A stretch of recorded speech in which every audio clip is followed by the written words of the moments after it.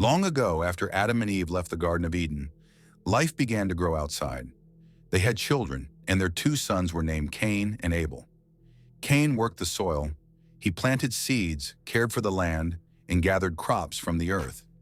Abel cared for the animals. He looked after sheep and lambs, guiding them to green pastures and fresh water. The two brothers were different, but each had been given gifts by God: Cain the farmer, Abel the shepherd.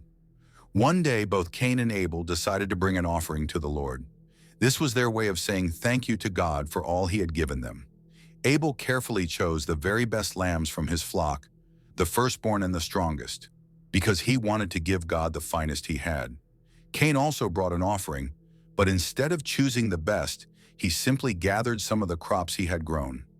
God looked with joy at Abel's gift, but he was not pleased with Cain's.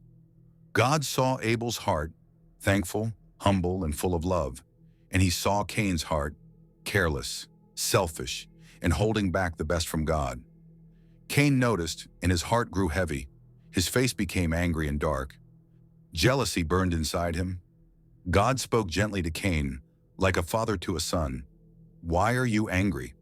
Why is your face downcast? If you do what is right, you will be accepted.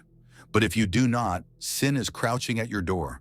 It desires to have you, but you must rule over it."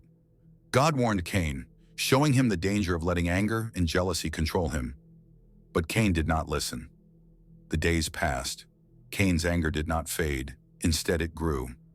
Jealousy took deeper root in his heart. One day, Cain spoke to Abel and said, "Let's go out into the field." Abel, unsuspecting, went along with his brother. But out in the field, away from others, Cain's jealousy turned into a terrible act. His anger overcame him, and he attacked his brother Abel. In that moment, Cain committed the first murder in history.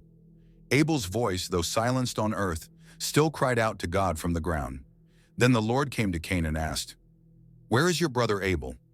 Cain, trying to hide his guilt, answered, "I don't know. Am I my brother's keeper?" But God already knew what had happened. With sorrow, he said, "What have you done?"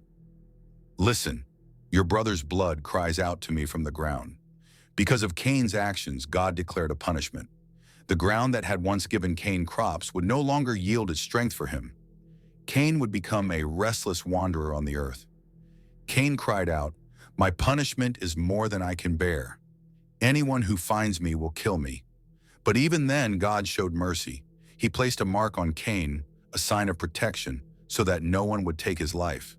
Though Cain had done something terrible, God still gave him a measure of grace. And so Cain went out from the presence of the Lord to live as a wanderer far from his family.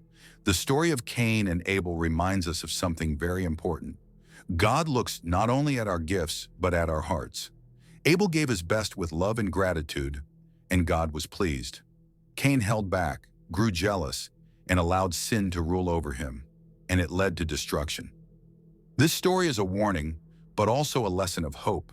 It warns us about jealousy, anger, and refusing to listen to God's voice. But it also reminds us that God is merciful, even when we fall short. Today we can learn from Cain and Abel. When we give to God, whether it's our time, our kindness, or our talents, He wants our best, not out of duty, but out of love. And when jealousy or anger tries to take hold of our hearts, we must remember God's words. Sin is crouching at your door, but you must rule over it. We are called to be our brother's keeper, to care for one another, not harm one another. So let us choose love instead of jealousy, forgiveness instead of anger, and obedience instead of rebellion. Because God sees our hearts and He blesses those who walk with Him in truth.